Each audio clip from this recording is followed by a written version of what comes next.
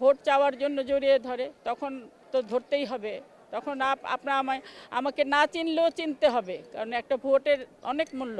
কিন্তু ভোট চলে গেলে তখন আর কেউ কাউকে চেনে এটা না। কি তাহলে স্থানীয় এমপি যে চেয়ারম্যান মেম্বার নির্বাচনের মতো তাহলে হয়ে গেল না অনেকটা?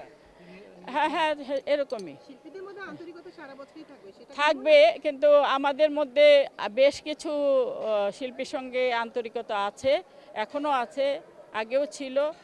আর নতুন নতুন যারা আছে তাদের সঙ্গে খুব একটা দেখা হয় না, মিথ্যা কথা বলে লাভ নেই। দেখা হলে যে সালাম দেয়, আর এমনি তো আর কি বলবে, আমরা সিনিয়র, আমাদের সঙ্গে তো তাদের কিছু বলার নেই, তাই না? এখন পর্যন্ত পরিবেশ কেমন দেখছেন?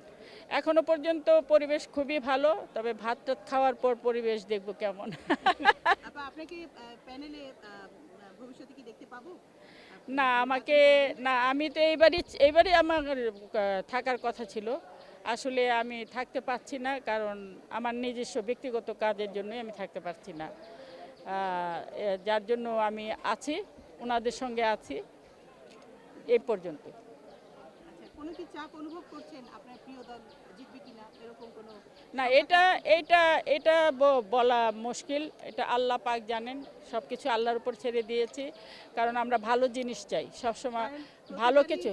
ইলেকশনের পরে গুজব উঠে যে অনিয়ম হয়েছে, এটা সেটা হয়েছে। না, এটা তো শুধু এই ইলেকশন না, সব ইলেকশনেই গুজব ওঠে, সব জায়গায়। বাড়িতে দুই বউ থাকলে একই অবস্থা হয়, ও ওর কথা বলে, ও ওর কথা বলে, এরকম এটা হয়েই থাকে।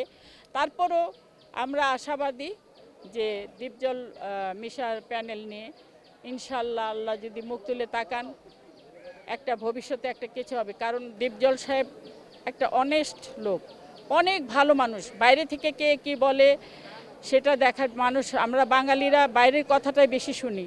আপনি যখন মিশবেন তার সঙ্গে, যখন মিশবেন তখন বুঝতে পারবেন সে আসলে কেমন মানুষ। তার মনটা অনেক বড়, এবং সে ফিল্মের জন্য পারফেক্ট লোক।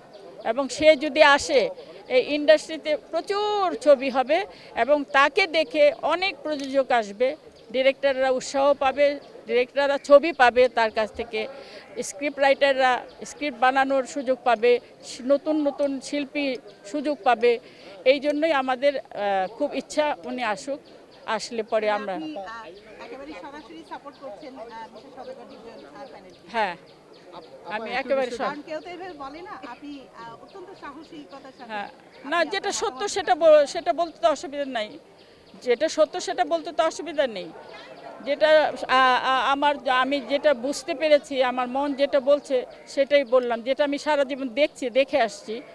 যে উনি তো ছবি বানাই, উনি অনেক ছবি বানাচ্ছে না, ওনার অনেক হিট ছবি আছে। সাকিব, অপু তো ওনার ব্যানার থেকে হিট হয়ে এসছে, কোটি টাকার কাবিন না কি ছবি দিয়ে।